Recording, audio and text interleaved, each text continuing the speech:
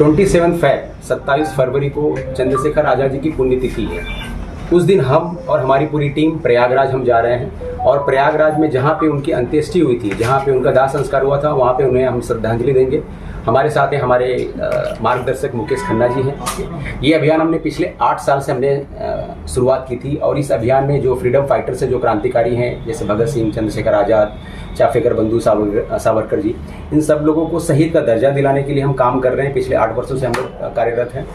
हम central government को हमने बहुत बार आरटीआई के थ्रू हमने उनसे पता किया कि इन्हें अभी तक इतिहास के पन्नों में तो हम बोलते हैं कि ये शहीद हैं, लेकिन इनको आधिकारिक रूप से शहीद का दर्जा मिला है कि नहीं मिला है, अभी तक इन्हें वो शहीद का दर्जा नहीं मिला हुआ है।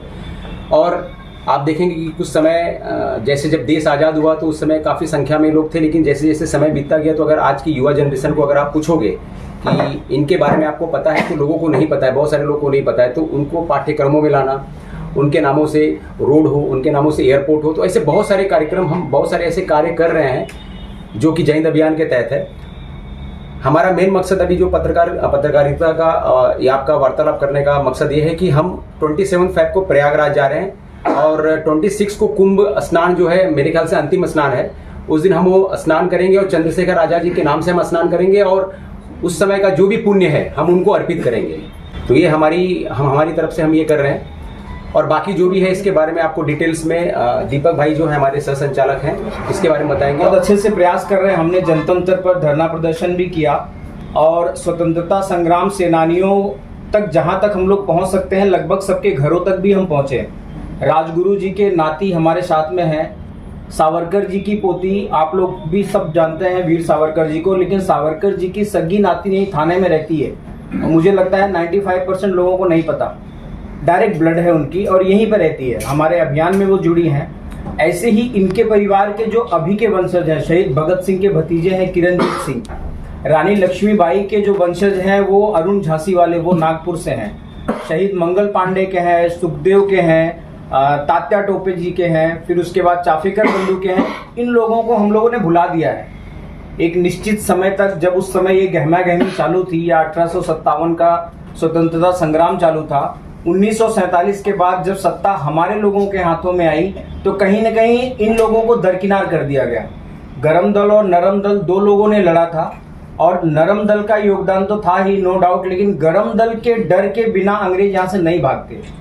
सुभाष चंद्र बोस की आजाद हिंद फौज 50,000 से ऊपर की थी और उन्होंने जब भगाया अंग्रेजों को तो कई कारण थे उस समय। द्वितीय विश्व युद्ध का परिणाम भी थोड़ा नकारात्मक था अंग्रेजों के लिए, प्लस हमारे क्रांतिकारियों ने मारना शुरू कर दिया था अंग्रेजों को और गांधी जी की अपनी भूमिका तो थी ही। इन सभी कारणों को मिला करके अंग्रेज यहाँ से भागे हैं, लेकिन गरम दल को पूरी तरह से नकार दिया गया।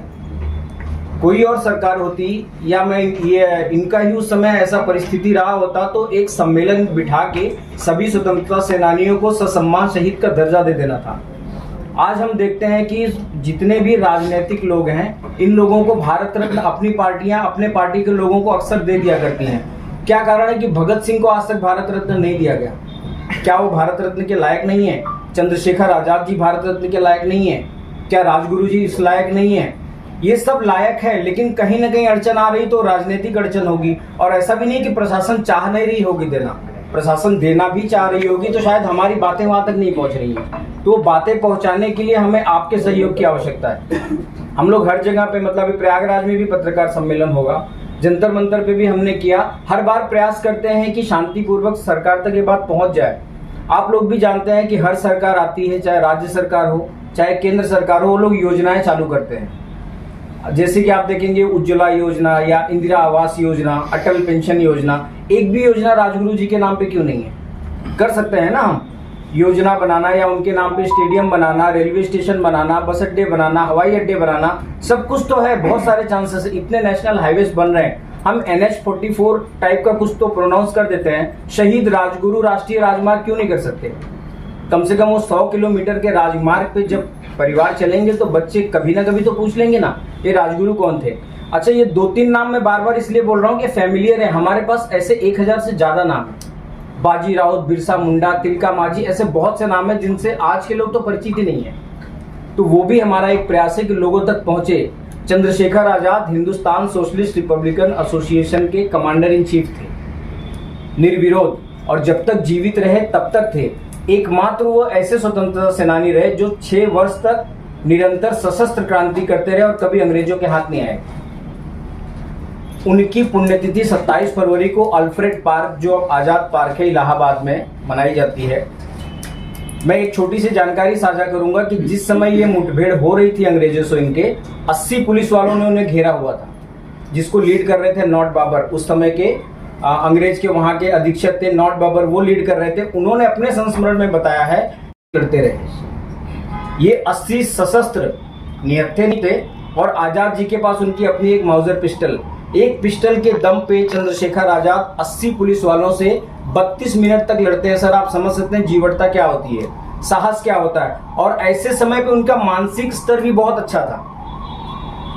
बाद में ये सब घटना जब घट गई तो अंग्रेजों ने देखना चाहा कि आजाद जी की अंत समय में मानसिक स्थिति कैसी थी। तो अंग्रेजों ने जो गोलियां चलाई थी वो 15-15, 20-20 फुट के ऊपर उसके निशान मिल रहे थे, लेकिन आजाद जी के चलाए हुए बुलेट एक भी 6 फीट के ऊपर नहीं थे। जितने भी वहां पेड़ थे, पेड़ों के पीछे छुपे रहते थे अंग्रेज, तो आजाद जी जब उनको शूट करते थे तो 6 फीट के ऊपर एक भी गोली नहीं गई थी। मतलब 80 लोग फायर कर रहे हैं, फिर भी इस आदमी का मानसिक संतुलन एकदम चुस्त और दुरुस्त है।